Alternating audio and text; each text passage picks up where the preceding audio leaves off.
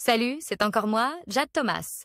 Si vous ne le savez pas encore, bienvenue sur ma chaîne YouTube dédiée aux plantes, aux potagers et aux petits jardins d'intérieur. On me conseille toujours de demander aux spectateurs de s'abonner et de liker en début de vidéo, alors voilà, je le fais.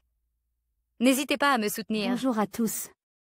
Dans cette vidéo, je vais vous parler de la rose, qui est bien plus qu'une simple fleur. Elle est l'emblème floral des États-Unis et possède une riche histoire et une signification profonde. Je vais explorer avec vous les origines de cette symbolique, son importance dans la culture américaine, ainsi que quelques faits fascinants qui entourent cette belle fleur. Restez avec moi pour découvrir pourquoi la rose est si spéciale et comment elle continue d'inspirer des générations.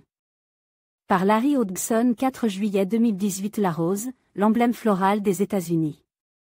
Source, Kraziken. Montage, jardinière paresseux. Comme en ce jour de l'indépendance des États-Unis, le célèbre 4th of July tant acclame à la télévision et dans les films, jour qui commémore l'adoption de la déclaration d'indépendance du 4 juillet 1776 et donc l'indépendance envers le Royaume de Grande-Bretagne. Des 13 colonies, prenant dès lors le nom d'États-Unis d'Amérique, je pense vous présenter l'emblème floral de ce pays, la rose. Une seule fleur qui représente un si vaste pays. Histoire. La rose d'Inde, Taget erecta, a failli devenir l'emblème floral des États-Unis. Source, www.Homedesini Directory. La rose, Rosa spp, n'était pas la première plante suggérée comme emblème floral pour les États-Unis. Un sénateur américain, Everett Dirksen, de l'Illinois, a présenté à 2 occasions, en 1965 et en 1967, une résolution prônant elle.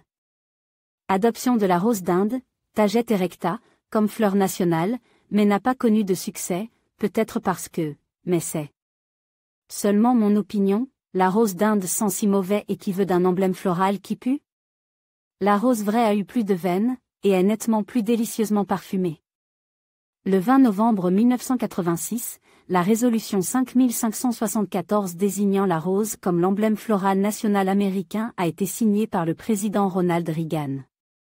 Les raisons citées pour ce choix comprennent: la rose est un symbole de la vie, de l'amour et de la dévotion, de la beauté et de l'éternité. Les rosiers sont cultivés dans les 50 États américains. On peut voir le rosier comme étant une plante solidement américaine.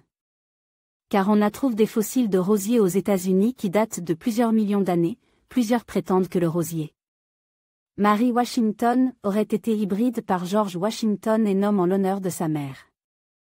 En fait, cependant, la véritable origine de ce rosier est inconnue.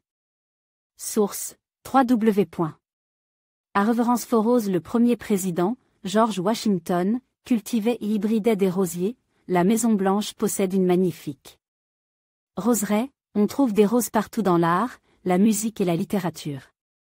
Comment cultiver l'emblème floral américain? Rosa Banksiae, lutea, est peu rustique, aune 8 à 11, mais peut pousser sous les tropiques. Curieusement, son feuillage est persistant. Source, Jardine Friendly. WordPress.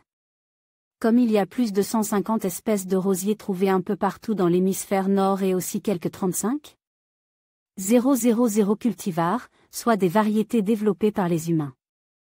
Avec un aussi vaste choix, il est possible pour presque n'importe quel jardinier de trouver une variété qu'il peut cultiver, car il existe des variétés subtropicales capables de supporter un climat chaud à l'année et aussi des variétés très rustiques capables de pousser dans les climats les plus froids. Il y a, bien sûr, des rosiers grimpants, des rosiers arbustifs, des rosiers miniatures et plus encore, des rosiers de toutes les couleurs. De l'arc-en-ciel, sauf le bleu véritable, des rosiers qu'on peut cultiver en pot et des rosiers qu'on peut cultiver en pleine terre, etc. Le rosier de Woods, Rosa Woodsy, est l'un des rosiers les plus rustiques, poussant sans difficulté en Alaska et au Yukon en zone 1. Source, Doug Ouellet. Flickr. Ma suggestion, en tant que jardinier paresseux, est de trouver et de cultiver un ou des rosiers adaptés à votre climat et à vos conditions plutôt que d'essayer de garder vivants des rosiers mal adaptés. Oubliez, par exemple, les rosiers hybrides de zone de rusticité 7 ou 8, dans les régions aux hivers froids, les protéger du froid nécessitait trop d'efforts. Et utilisez plutôt des rosiers arbustifs adaptés à votre zone de rusticité, certains rosiers arbustifs sont rustiques en zone 1. Pensez aussi à choisir des rosiers naturellement résistants aux maladies, taches noires, rouille, blanc et autres maladies communes du rosier. Et pour ce qui est de la beauté, chaque jardinier a ses propres goûts, mais considérez les rosiers à tiges longues si vous aimez faire des bouquets de fleurs coupées, et si vous aimez les parfums, préférez un rosier bien parfumé, car certains sont inodores. La plupart des rosiers se plaisent au plein soleil dans un sol riche et bien draine. Source: www.plantsten. Comme la plupart des rosiers préfèrent le plein soleil et un sol profond, riche et bien draine de pH moyen, entre 5,5 et 7. Les roses aiment un bon paillis épais, 5 à 7,5 cm, car cela aide à garder leurs racines fraîches et légèrement humides. Arrosez bien quand la pluie manque, mais laissez ensuite le sol sécher un peu avant d'arroser de nouveau, peu de rosiers peuvent tolérer un sol constamment détrempé. Cependant, s'il existe aujourd'hui de nombreux rosiers résistants aux maladies, les insectes demeurent un problème. Anneleurs, chenilles, pucerons, scarabées du rosier, scarabées japonais, etc. Les prédateurs ne manquent pas. La meilleure chose à faire est de garder les yeux ouverts et de réagir promptement lorsqu'ils se présentent. Quant à la multiplication des rosiers, le bouturage est la méthode la plus logique dans la plupart des cas, ou encore, prélever des rejets des variétés qui sont portées à drageonner. Les rosieristes professionnels greffent souvent des rosiers de variétés désirables sur des semis de rosiers ordinaires, mais c'est un peu trop compliqué pour le jardinier amateur moyen. Et le semis, qui n'est pas en soi difficile, est compliqué par le fait que la plupart des rosiers sont des hybrides et ne sont pas fidèles au type à partir de semences. Fêtez le jour de l'indépendance en plantant un rosier.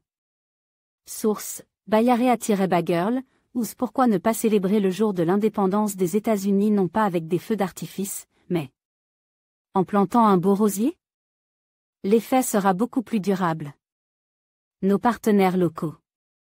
En conclusion, la rose, en tant qu'emblème floral des États-Unis, incarne non seulement la beauté et la diversité de la nature, mais aussi les valeurs et l'histoire du pays. Son adoption comme symbole national témoigne de l'importance des fleurs dans la culture américaine et de leur capacité à rassembler les gens. Que ce soit à travers des célébrations, des événements ou simplement dans nos jardins, la rose continue de fleurir dans le cœur des Américains, rappelant à chacun de nous la richesse de notre patrimoine floral. Merci de nous avoir rejoints pour explorer ce magnifique symbole.